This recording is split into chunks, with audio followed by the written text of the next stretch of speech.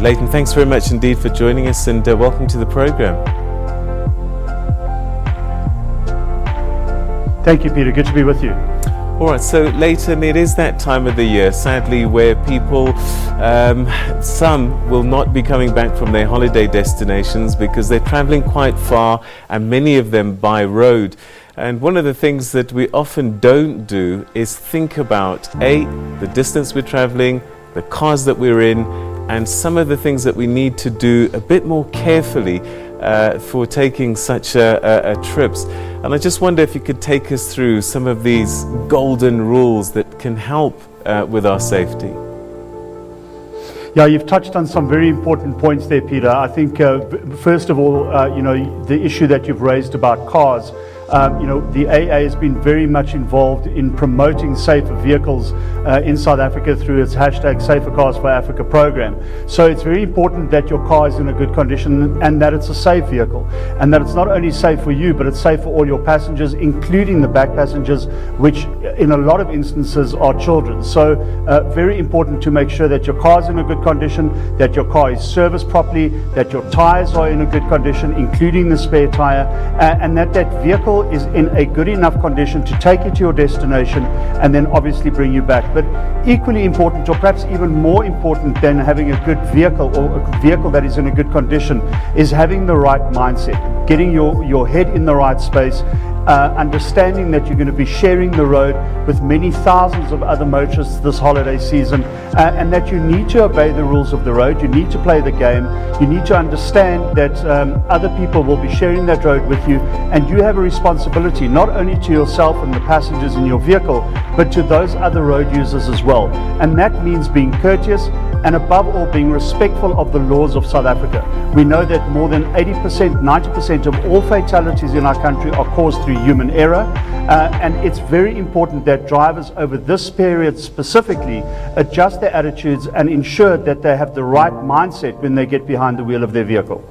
And you started off talking about your car. I mean, I can't remember, and I must put my hand up, where I actually walked around my car just to inspect it. And I would imagine that on a long journey, that's the first thing that you do. 100%. You've got to make sure that that car is in a good condition. If you haven't had it serviced before a long trip, you really need to do that. You need to make sure that those tires are in a good enough condition to take you there and bring you back again. If you're unsure, if you have any doubts, go to a tire expert. Let them inspect your tires and let them tell you whether those tires are in a good enough condition to take you 2,000 or 3,000 kilometers on a road trip. If they aren't, don't save that money. You need to spend that money. You need to get proper tires on your vehicle. Those tires are so critical to your safety. And when you consider, Peter, that if one of those tires were to burst while you're on a road at a high speed, you're not only endangering your own life, you're endangering the lives of the people in your vehicle and other road users as well. So it's absolutely critical that you do that inspection of your vehicle. You make sure that everything is in a good condition. And we're looking at these visuals now of all these cars on the road. Those are the people that you are going to be sharing the road with. So you have to make sure your car's in a good condition. You make a very good point. Please go around your car, inspect it, make sure that it's in a good condition. All right, so another simple thing that we often don't do, some cars force you because they make a noise, and that's putting on your seatbelt. But often the people sitting in the back don't do the same, even though the seatbelts may be available. 100%. We have crash tested vehicles at 64 kilometers an hour, Peter, and the dummies in those vehicles are wearing their seatbelts. And when you see the damage that is caused at 64 kilometers an hour on a dummy that is wearing their seatbelt, I promise you, you will never get into a vehicle again and not strap yourself in. It is a safety measure. It is vital that you wear your seatbelt.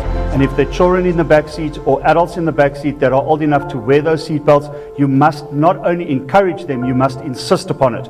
If there are children and they are younger and they need to be in child restraints, then you need to put them in those child restraints. Driving without a seatbelt, simply put, is risking your life. It's suicidal. You cannot do it, and you cannot risk the lives of the people in your vehicle by not having them wear seatbelts. You have to I mean, the bottom line, Peter, and I'm a little incredulous because I know there's a lot of people that do this. You simply have to wear your seatbelt. It is the most important safety thing you can do when you get into your vehicle. And when you consider it takes you less than 5 seconds to put that on, is there really a reason not to wear it? Yeah, even in the back seat. Fatigue is another key factor, isn't it? How do we measure if we're tired? Is it a question of hours on the road? How do we measure? Again, another excellent point. I think, when I mentioned in my opening remarks that you have to get your mind in the right place, I think very critically, if you are going to be going on a long journey, get a good night's rest before you get behind the wheel of a car.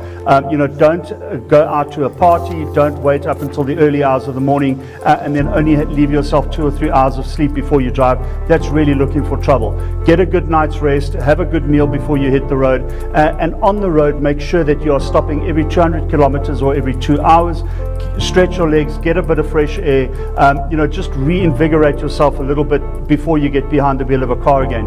If at any point in your journey you are feeling tired, you need to pull off to the side of the road, you need to stop where it's safe to do so, and you need to take a rest. If there are other people in the car with you that have their driver's licenses, you can share the load of the driving, but if you are at any time feeling tired, please don't continue your journey. Pull off where it's safe to do so and take that rest. It's critical to do that. Again, something else you mentioned a little bit earlier, paying attention. I often find that if you're watching people around you, you can anticipate things just by watching the way they're driving. No, absolutely agree with you. I mean, we obviously encourage drivers at all time to focus on the road ahead. And that's another reason why you've got a break, because focusing for 2 hours does take a mental strain on people. So focus on the road ahead, focus on what you are doing behind the wheel of your vehicle, and then after every 2 hours take a break. But please don't use your cell phone. Put your cell phone in your cubbyhole, put it in your boot, put it away while you're driving. You don't need to be on the phone texting or talking while you're driving. You need to be focused on the road. The only time you need to have a cell phone with you is when you're going to be downloading the AA app or when you're going to be using the AA app. That's the only time you'll be needing it, and when you do use it, you're on the safe side of the road. You're not driving at the same time.